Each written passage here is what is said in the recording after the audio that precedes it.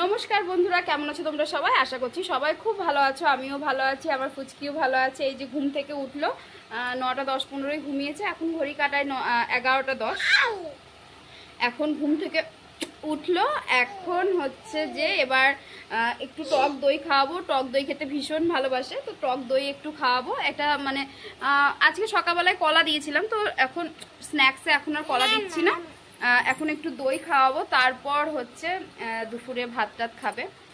আর এই দুদিন কি হয়েছে, ওর না হয়তো মানে মাড়িতে যন্ত্রণা করছে, ওই জন্য না ও কোনো শক্ত জিনিস খাচ্ছে না।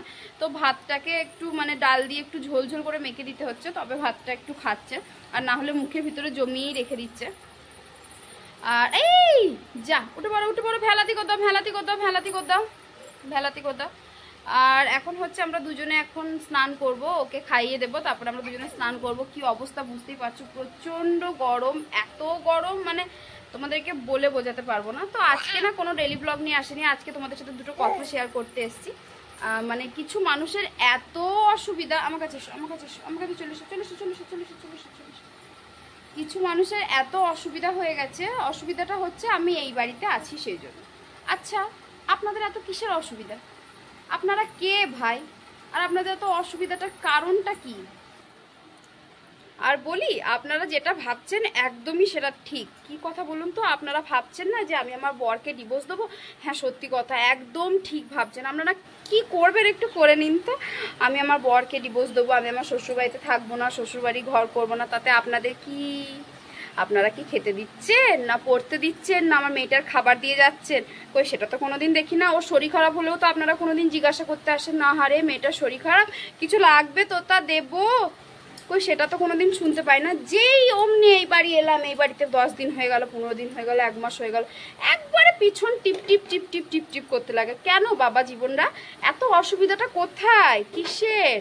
কই খেতে তো দাও না, পড়তেও দাও না, আমার কিছু হলে খোঁজও নাও না, আমার শ্বশুরবাড়িতে কোনো প্রবলেম হলে সেটারও খোঁজ নাও না, প্রবলেম হলে সেটা বাড়ানোর চেষ্টা করো। তাহলে তোমাদের এত অসুবিধা কিসের? আমি আমার বাবার বাড়িতে আছি, আজকে থাকবো, কালকে থাকবো, প্রত্যেক দিন থাকবো। তোমাদের কি অসুবিধা সেটা আমাকে একটু কমেন্টে জানাও তো, প্লিজ জানাও। ওদিকে আমার মেয়েটা একটু মানে ছটপট করছে, তো সেই জন্য আমি এদিক ওদিক করছি আর কি। কথাগুলো ঠিক বলা হচ্ছে না, মানে জোর দিয়ে বলা হচ্ছে না। কিছু কিছু মানুষ আমাকে জিজ্ঞাসাও করেছে, হারে মানে এরকম ঝামেলা করছিস। আরে ভাই, আমার সংসার, আমি ঝামেলা করছি, আর যে যেখানে থাকে সে সেখানকার মর্ম বোঝে, তাই না? আমার যদি আমার হাজবেন্ডের সঙ্গে ঝামেলা হয়, তোমাদের কি হয় না? তোমরা কি মানে সেই গঙ্গা জলে ধোয়া তুলসী পাতা? তা তোমরা যদি গঙ্গা জলে ধোয়া তুলসী পাতাও হও, তাতে আমার কোনো লেনা দেনা নেই। আর তোমরা যা হও বেলপাতা হও, তুলসী পাতা হও। আমি বাপু বেলপাতাও নয়, তুলসী পাতাও নয়। সংসারে থাকতে গেলে ঠোকামুখি লাগে, আজ লাগে কালকে ঠিক হয়ে যায়, এটা একটা কমন ব্যাপার, এটা একটা নর্মাল ব্যাপার। এটাকে যদি আপনারা না মেনে নিতে পারেন, তাহলে প্লিজ আমার ব্যাপারে ঢুকবেন না। কারণ আমি তো বলিনি যে আরে ভাই এসো, আমার এই কষ্টটা হচ্ছে, তোমরা আমাকে হেল্প করো। কই আমি তো কোনোদিন কাউকে কিছু বলতে যাই না, আমি তো আমার সংসারের ব্যাপারেও কাউকে কিছু বলতে যাই না। হ্যাঁ, আমি যার কথা বলি সামনে বলি, তোমার সামনেও বলবো, আমার বাড়ির লোকের সামনেও বলবো, আমার শ্বশুরবাড়ির লোকের সামনেও বলবো, আমি এই রকমই। আর এই যে দুষ্টু ভীষণ দুষ্টু হয়েছে, ভীষণ দুষ্টুমি হয়েছে। ওটা কে? আচ্ছা, মাথা কোনটা তোমার? মাথা কোনটা তোমার? তোমার এটা তো তোমার মা, তোমার মাথা কোনটা? তোমার মাথা ওটা তো, ওটা রাধে রাধে করে দাও, আবার রাধে রাধে করে দাও, রাধে রাধে নন করো, আবার নন করো। আচ্ছা, ভয় দেখিয়ে দাও, সবাইকে ভয় দেখিয়ে দাও। ভালো ভয় দেখাও, ভয় দেখিয়ে দাও, ভয় দেখিয়ে দাও, ভয় দেখি একবার এই হাম দিয়ে দেবা, হাম দাও।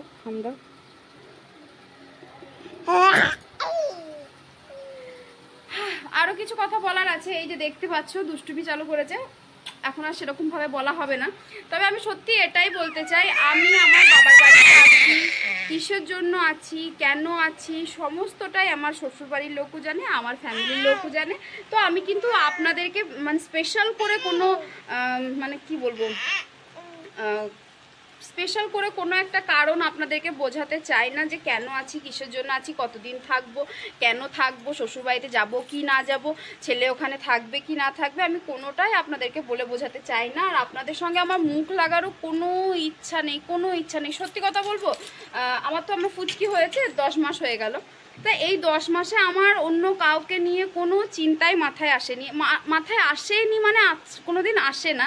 মানে অন্য কারোর ছেলে বা অন্য কারোর মেয়ে বা অন্য কারোর বউ ঝগড়া করছে, কেউ বেরিয়ে গেল, কেউ কি করলো, আমার ওইসব একদম মাথাতে ঘোরে না। কারণ সময় নেই ভাই, অত একদম সময় নেই।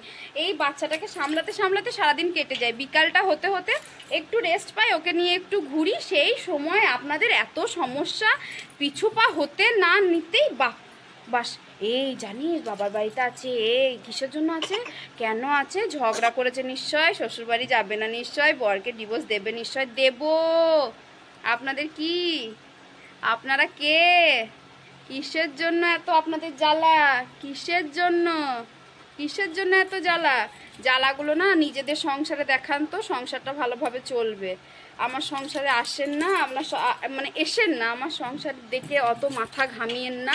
মানে কি বলবো, মাথা আমার এমনিতেই গরম হয়ে যাচ্ছে। যদি মানে সত্যি আগেকার মতন অত সময় থাকতো না, তাহলে কিন্তু বসে বসে আপনাদেরকে ভালো করে বোঝাতে পারতাম। এখন আর অত সময় নেই। এই মেয়েটাকে খাওয়াবো, মেয়েটাকে স্নান করাবো, ওকে আবার ঘুম পাড়াবো, খেলা করবে, এদিক ওদিক জিনিস ফেলা বেলা, মানে সারা দিন লেগেই আছে। তো আপনাদের প্রচুর সময়, বুঝতেই পারা যায় আপনাদেরকে দেখে, পরের সংসারের খোঁজ খবর নেওয়ার জন্য আপনাদের প্রচুর প্রচুর প্রচুর সময়।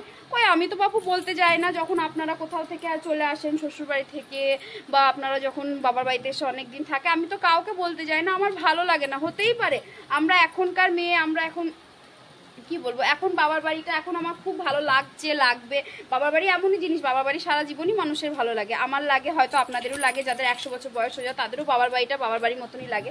কিন্তু হ্যাঁ, যখন আমার মেয়ের হয়তো পড়াশোনা হয়ে যাবে, আমার যেহেতু গ্রামে বিয়ে হয়েছে বলে এত তাড়াতাড়ি আসা থাকা অতটা প্রবলেম হয় না, যাওয়া আসাটা করা হয়। তো মানে এটা যদি অন্য জায়গায় কোথাও হতো, বা আমার যদি অনেক দূরে বিয়ে হতো, তাহলে কি আমি এরকম করে থাকতে পারতাম না, এরকম করে আসতে পারতাম?